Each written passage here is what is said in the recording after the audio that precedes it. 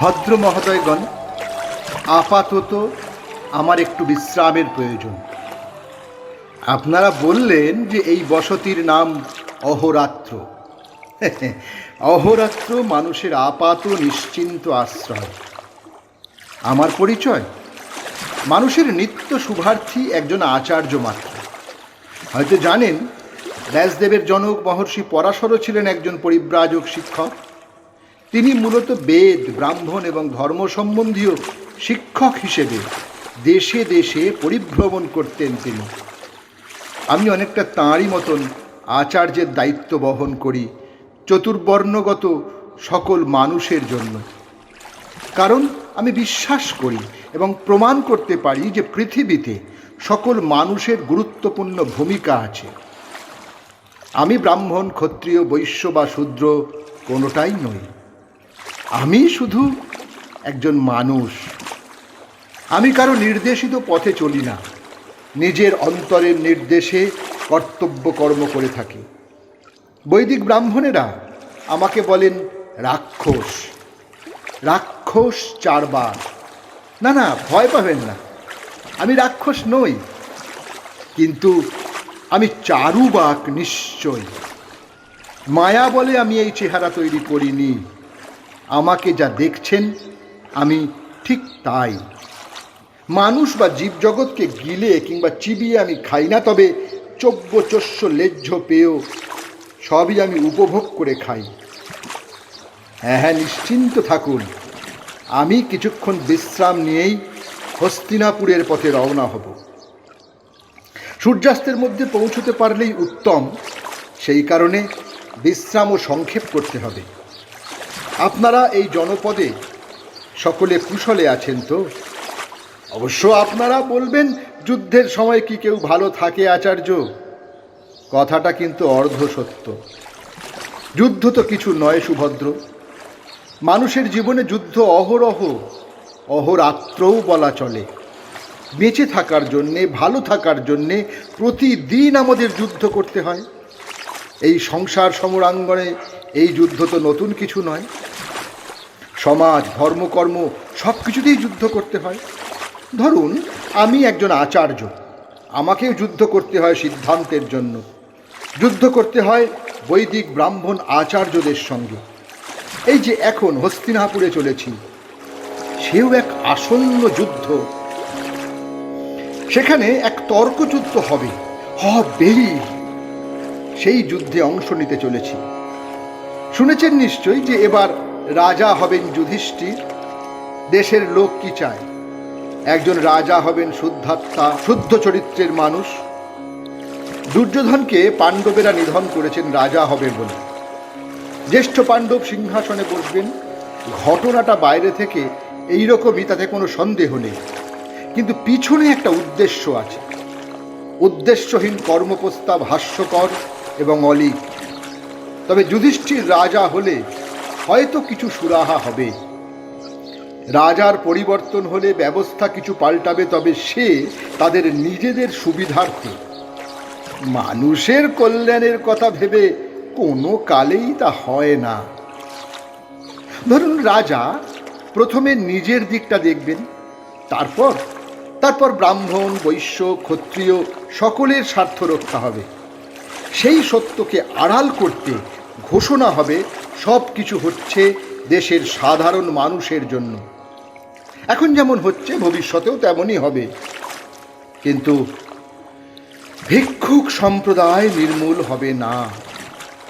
এখন প্রশ্ন, তাহলে ধর্মযুদ্ধে লাভ কি হলো? কোন ধর্মের জয় হলো? ধর্মের ধ্বজা যারা ধরে থাকে তাদের আসল লাভ হলো। এবারের যুদ্ধে জয় হলো ব্যাসদেবের, দ্বারকাধিপতি কৃষ্ণের এবং ধর্মের অবতার বিদুরের। নির্বিরোধী দুর্বল চেতা নরম প্রকৃতির যুধিষ্ঠির বাজিকরের হাতের পুতুল হয়ে কপালে জয় তিলক পরে সিংহাসনে বসার পর সবাই চিৎকার করে বলবে, জয় মহারাজ যুধিষ্ঠিরের জয়। এখন কথা হলো, রাজা কে? বলবেন সিংহাসনে বসে যে বুদ্ধি বিবেচনা করে রাজ্যপাট দেখাশোনা করে, মন্দের বিনষ্টি করে ভালোর বিস্তার ঘটায়, সেই হলো রাজা। ধৃতরাষ্ট্র জন্মান্ধ, শাস্ত্রমতে তিনি রাজা হতে পারেন না, কিন্তু হলেন। পাণ্ডু রাজকার্যে বিরক্ত হয়ে দুই পত্নীকে নিয়ে হিমালয়ে বনবাসী হলেন। তাহলে রাজ্য কে চালাবে? রানী সত্যবতী, ব্যাসমুনি, ভীষ্ম?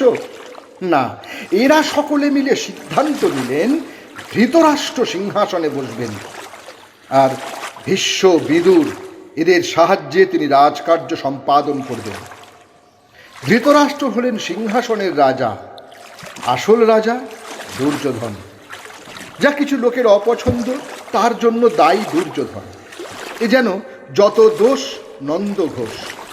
দোষ দিলেই তো হবে না, পাণ্ডু তো সব ছেড়ে দিয়ে বনবাসী হয়েছিলেন। দাবি নিয়ে ফিরে এলো ছেলেরা, সঙ্গে পাণ্ডুর শবদেহ। দুই স্ত্রী ভোগ করতে পারেননি অভিশাপের জন্য, সেই অভিশাপেই তার মৃত্যু হয়েছিল বলেছেন কুন্তী। মাদ্রিও তখন মৃতা, তাই যাচাই করার কথা কেউ ভাবেইনি। সবচেয়ে বড় প্রশ্ন, মৃতদেহের সঙ্গে এলো 16, 15, 14, 13, 12 বছরের ছেলে। এদের কথা কেউ জানতো না। যারা জানতেন তারাও মৌন ছিলেন। কেন? ব্যাসদেব ক্ষেত্রজ পাণ্ডবকে মেনে নিলেন, নিজেই আত্মজের সৎকারের শ্রাদ্ধাদি করালেন, কিন্তু দুর্যোধন মানতে চাইলেন না। কোন হিসেবে যুধিষ্ঠির তার চেয়ে 1 বছরের বড়? আমাদের জীবনে যদি এই রকম ঘটে মেনে নেব আমরা? কি মেনে নেবেন আপনারা? মনে তো হয় না। ব্যাসদেব, বিদুর, ভীষ্ম মেনে নিলেন, তাই দুর্যোধনকেও মানতে হলো। কিন্তু পিতা পুত্র মানতে পারলেন না সিংহাসনের দাবি। এটাই হলো আসল কথা। ভাইয়ে ভাইয়ে যুদ্ধ হলে তো ব্যাসদেবী মিটিয়ে দিতে পারতেন, তার কথা অমান্য করত কে? আমরা ভাবলে কি হবে, তাঁরা ভাবলেন নিজেদের মতো। সত্যি কথাটা কেউ বলছে না। যুদ্ধটা আসলে আর্যাবর্তের ভূ সম্পত্তির অধিকারের যুদ্ধ।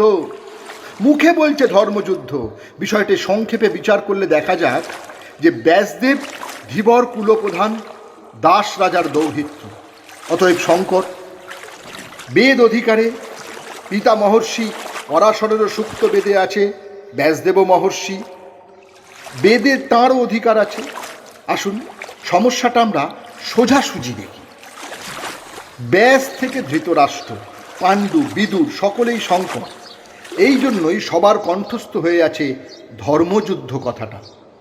যুধিষ্ঠিরের পিতা ধর্ম, হস্তিনাপুরের রাজ পরিবারে বিদুরের পরিচয় ধর্ম। সেই পরিচয়েই তিনি ব্যাসের নির্দেশে ধৃতরাষ্ট্রকে সব কাজে সহায়তা করেছেন।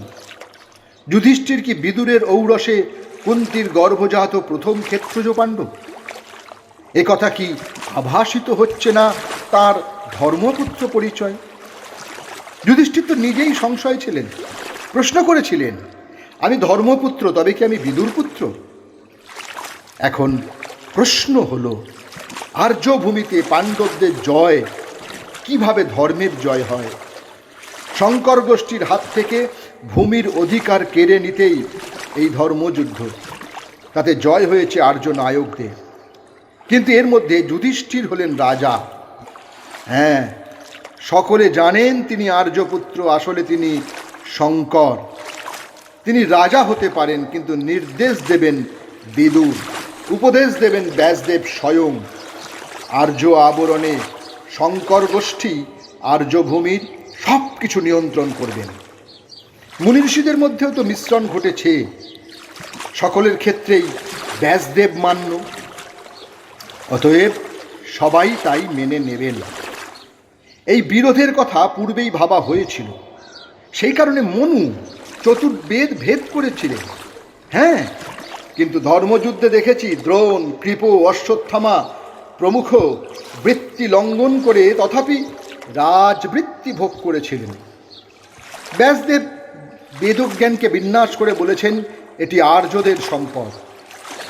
কিন্তু আমার যতদূর জ্ঞান তাতে বলতে পারি, জগৎ সৃষ্টির প্রক্রিয়ায় ভারসাম্য বিঘ্নিত হলেই বিপর্যয় দেখা দেয়।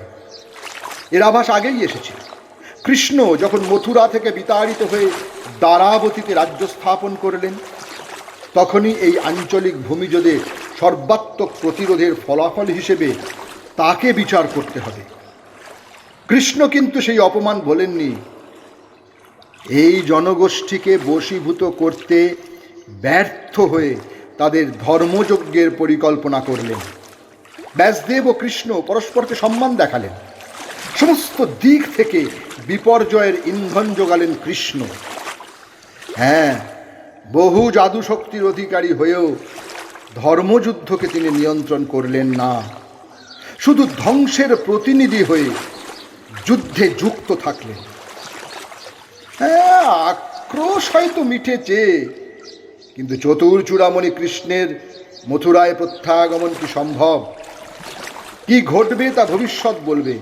অদূরে যে গুরুত্বপূর্ণ ইতিহাস রচিত হতে যাচ্ছে, তার নিয়ন্ত্রক শূদ্রা দাসী গর্ভজাত ব্যাসপুত্র বিদুর, তার কৌশলের ফলাফল কে ভোগ করবে? তাই এখন আর্যাবর্তের কৌতূহল, বিদুর তার স্বর্গ গড়ে তোলা শুরু করবেন, পিতা ব্যাসদেবের আশীর্বাদ তাকে সফল করবে। আপনারা আপনারা নিজেরা নিজেদের স্বর্গ গড়ে তুলুন। এখন সৎ লোক মাত্রই তা পারে, ধর্মবীর যুধিষ্ঠিরেরা পারেন না। হ্যাঁ, আপনারা কিন্তু সেই সোনা স্বর্গের মোহে প্রতারিত হবেন না। যে কারো ক্ষতি করে না, ক্ষতি করার চিন্তা করে না, যে নিজেকে অতৃপ্ত রেখে নীরবে দাহ সহ্য করে না, সেই তো সৎ মানুষ। সে তার নিজের স্বর্গ নিজেই গড়ে তোলে। আপনারাও তাই করুন। দুঃখ কষ্ট দূর করবার জন্য যাগ যজ্ঞ পূজা অর্চনা করা নয়। এ জগৎ সংসার কেন সুন্দর তা আবিষ্কার করুন। সুন্দর জীবনে কর্মই আসল। তারপর দেখবেন সুন্দর জীবন এসে আপনাকে সুখী করবে। পঙ্কিল জলে আত্মবিসর্জন উচিত কর্ম নয়। এখন আমার একমাত্র উদ্দেশ্য যুধিষ্ঠিরকে প্রশ্ন করা। মহারাজ, রাজা হবেন একজন শুদ্ধ সর্বত শক্তিমান ব্যক্তি। আপনি কি নিজেকে একজন শুদ্ধ ব্যক্তি মনে করেন? মহারাজ, যদি এ প্রশ্নের জবাব দেন তাহলে ভারতবর্ষের সকলেই তা জানতে পারবে। নিরাশ হবেন না। সৎ মানুষ পতিত হলেও নিজ কর্মগুণে এবং অন্তরের নির্দেশে উত্তীর্ণ হতে পারেন। যারা ধর্মকথা বলেন, ধর্মের দোহাই দিয়ে নানা রকম পূজা যাগ যজ্ঞ প্রায়শ্চিত্ত সস্তায়ন ব্রত শ্রাদ্ধ শান্তি নানা কাজে এগিয়ে আসেন, তাঁরাই হলেন ধর্ম ব্যবসায়ী। এটাই তাদের জীবিকা। তারা কিন্তু কেউ স্বর্গ দেখেননি, অথচ আখ্যান বলছেন। সেখানে দেখা যায় কেউ স্বর্গ থেকে ফিরে এসেছে, কেউ স্বর্গে গিয়ে রাজত্ব করছে, আবার কেউ স্বর্গ থেকে বিতাড়িত হয়ে কাউকে স্বর্গ থেকে ঠেলে ফেলে দেওয়া হয়েছে। দেবতাদের চরিত্র প্রায়শই স্খলন দেখা দিয়েছে। বহুভোগ্যা অপ্সরীরা মর্তের বারবধূদেরও পরাজিত করতে পারে। কেউ কিন্তু কোনো নিদর্শন আনেনি বা কোনো প্রমাণ দিতে পারেননি। তাই সব সময় বলেছেন, বিশ্বাস করো। বিশ্বাস করতে হয়। বিশ্বাস করলেই দেবতা তোমার সহায় হবেন। আমরাও বিশ্বাস করি। বিশ্বাস করি যে স্বর্গ আছে। সে স্বর্গ সবার মনে থাকে আলাদা আলাদা করে। একজনের মরণ হলো, সব দাহ হয়ে গেল, তার দেহ মন হারিয়ে গেল, স্বপ্নও হারিয়ে গেল। স্বর্গ তখন নেই। আসলে স্বর্গই নেই। স্বর্গ বলে কিচ্ছু নেই। আছে শুধু কতকগুলো চতুরের বাক্যবিলাস। আমার উপলব্ধি হলো যে যা কিছু পঞ্চেন্দ্রিয় গ্রাহ্য তাই সত্য। যা দেখছেন, শুনছেন, অনুভব করছেন, ঘ্রাণে ও স্বাদে উপভোগ করছেন, তাকেই বিশ্বাস করুন। বাদবাকি সব স্বপ্ন। স্বপ্ন যদি সফল হয় তবে তাও প্রত্যক্ষ হবে।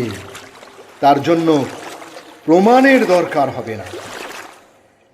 এই আকাশ বাতাস আলো চন্দ্র সূর্য নক্ষত্রমণ্ডলী যেমন সত্য, তেমনই সত্য সমুদ্রের কল্লোল, নদীর কলধ্বনি, পাখির কুজন, মৃগ দাবে মায়ের পেছনে মৃগ শিশু, শিশুর নির্মল হাসি, নববধূর ব্রীড়া, আচার্যের সত্য সন্ধান, এই সব সত্য।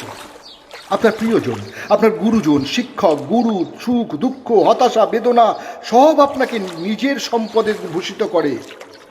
নাই বা পেলেন স্বর্গ, কি হবে আপনার স্বর্গ পেলে? সে আসবে ঘুমের মধ্যে, নিদ্রাভঙ্গে সে অদৃশ্য হবে। যা, স্বর্গটা উবে গেল। তাহলে অত কিম আমাদের কি কর্তব্য? সামনের এইসব সত্যই আপনার কর্তব্য স্থির করে দেবে। সবসময় তাই হয়। ক্ষুধার্তকে অন্ন, পিপাসার্তকে জল, সন্ত্রস্তকে অভয়, আর্তকে সহায়তা, পতিতকে তুলে ধরা এমনিভাবেই কর্তব্য আত্মপ্রকাশ করে। কিন্তু আমাকে সৎ হতে হবে। সৎ লোকের মন থেকে কর্তব্য উঠে আসে এবং স্বার্থবুদ্ধি এড়িয়ে চলে। সৎ যিনি, তিনি সব সময় অন্তরকে মান্য করেন। এর জন্যে লোভ আর হিংসা দুটি প্রবৃত্তিকে নিয়ন্ত্রণে রাখতে হবে। তখন সততায় কোনো দাগ লাগে না। এখন আপনার মনে প্রশ্ন জাগতেই পারে যে মহর্ষি চার্বাক, আপনার হস্তিনাপুরে যাওয়ার উদ্দেশ্য কি? তারা তো কেউ আপনার কথা শুনবে না, সেখানে তো সকলেই ঈশ্বরে বিশ্বাস করেন। দেখুন, আমি কাউকে কিচ্ছু বলতে চাইছি না। এখানে বিশ্রামের অবসরে কথায় কথায় আমার কথা বলেছি। আপনাদের স্বর্গ আপনাদের যেমন ছিল তেমনই থাকবে। যাদের আত্মবিশ্বাস কম, তাদের স্বর্গ থাকবে, সেখানেই তারা সুখ খোঁজে। যাক, আমার যথেষ্ট বিশ্রাম হয়েছে, আবার পথবর্তী হওয়া যাক। বেঁচে থাকলে আবার আমাদের দেখা হবে। আসি বন্ধু, আপনারা সাবধানে ভালো থাকবেন। বিদায়।